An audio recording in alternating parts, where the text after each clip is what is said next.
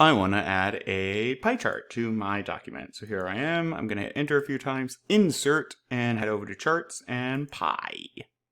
Will pop up as a random thing of stuff I don't want. So I'm going to click on it, and then I'm going to right click and click open source.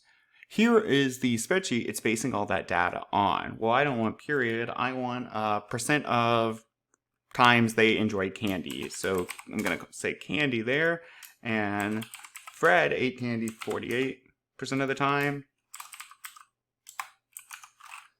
Kelly 92.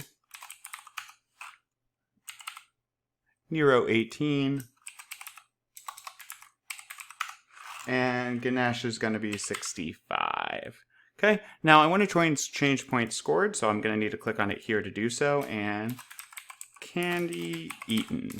Boom. Now let's go ahead and magic my way back to the document. And here we are. I need to update it. Boom. And there we go. Ta-da, a pie chart.